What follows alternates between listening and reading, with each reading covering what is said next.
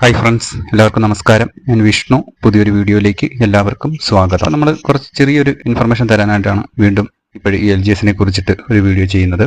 അതായത് certificate upload ചെയ്യാൻ വന്ന ഉദ്യോഗാർത്ഥികൾക്ക് വീണ്ടും, അതായത് ഒന്നും കൂടി സർട്ടിഫിക്കറ്റ് അപ്ലോഡ് ചെയ്യാനുള്ള മെസ്സേജ്, അതായത് ടെസ്റ്റ് മെസ്സേജ് ആയിട്ട് വന്നിട്ടുണ്ട് എന്ന് അറിയുന്നു. ഓക്കെ, അപ്പോൾ അത് എന്തോ ചെയ്യണം എന്ന്. അപ്പോൾ നിങ്ങൾ ആൾറെഡി സർട്ടിഫിക്കറ്റ് എല്ലാം അപ്ലോഡ് ചെയ്ത് വെച്ചിട്ടുണ്ട് എന്നുണ്ടെങ്കിൽ നിങ്ങൾ നിങ്ങളുടെ പ്രൊഫൈലിൽ ജസ്റ്റ് ഒന്ന് കയറി നോക്കുക. ഞാൻ പല വീഡിയോയിലും പറയുന്നുണ്ട്. നിങ്ങൾ നിങ്ങളുടെ പ്രൊഫൈലിൽ കയറിയിട്ട് സ്കാൻഡ് ഇമേജ് എന്ന് പറയുന്ന ഒരു ഓപ്ഷൻ ഉണ്ട്.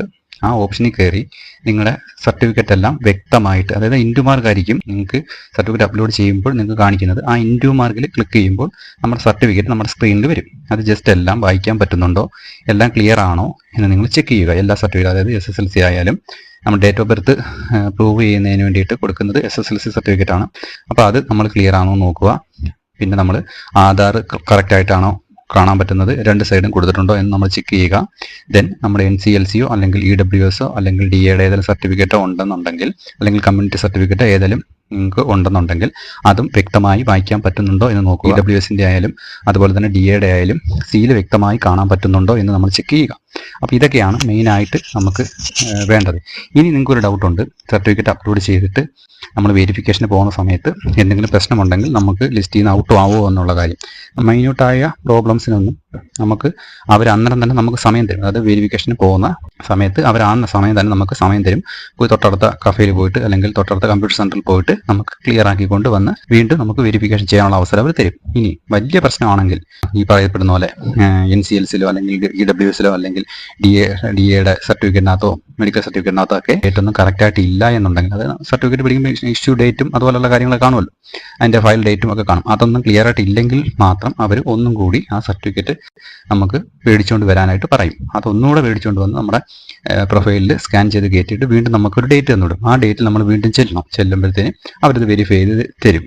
അല്ലാതെ നിങ്ങൾ സർട്ടിഫിക്കറ്റ് നമുക്ക് എന്തെങ്കിലും ഒരു പ്രശ്നം ഉണ്ടെന്നുണ്ടെങ്കിൽ നിങ്ങൾ ലിസ്റ്റ് ചെയ്യുന്ന ഔട്ട് ആവില്ല. അതാദ്യം നിങ്ങൾ മനസ്സിലാക്കുക. നിങ്ങളെല്ലാം ടെൻഷൻ അടിച്ചിരിക്കുകയാണ്. പുതുതായിട്ട് അപ്ലോഡ് ചെയ്യുന്ന ആൾക്കാർക്കാണ് ഈ ടെൻഷൻ.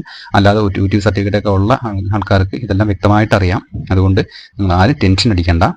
നിങ്ങൾ സർട്ടിഫിക്കറ്റ് അപ്ലോഡ് ചെയ്തിട്ടുണ്ടെങ്കിൽ നിങ്ങൾ പ്രൊഫൈലിൽ കയറി കറക്റ്റായിട്ട് നോക്കുക.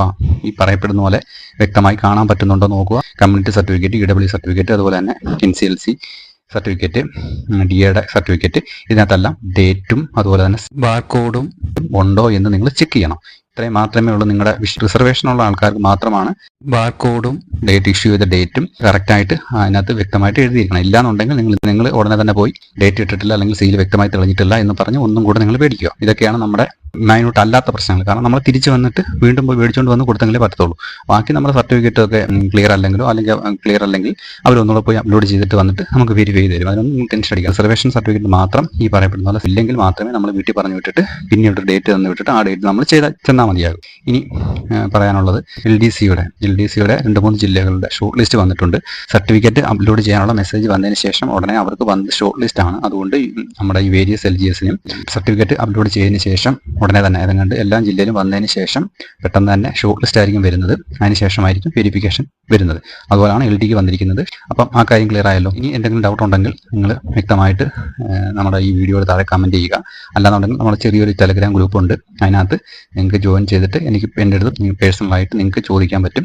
സമയം അനുസരിച്ച് ഞാൻ നിങ്ങൾക്ക് റിപ്ലൈ ചെയ്തു. പറ്റുന്നെങ്കിൽ എത്രയും പെട്ടെന്ന് ചെയ്തെങ്കിൽ അത്രയും പെട്ടെന്ന് തന്നെ നിങ്ങൾക്ക് റിപ്ലൈ തരുന്നതായിരിക്കും. തീർച്ചയായും നിങ്ങൾക്ക് റിപ്ലൈ തരുന്നതായിരിക്കും. ഓക്കെ, ഇത്രയേ ഉള്ളൂ. വീഡിയോ ഇഷ്ടപ്പെട്ടിട്ടുണ്ടെങ്കിൽ ലൈക്ക് ചെയ്യുക. ഡൗട്ട് വല്ലതും ഉണ്ടെങ്കിൽ കമൻറ്റ് ചെയ്യുക.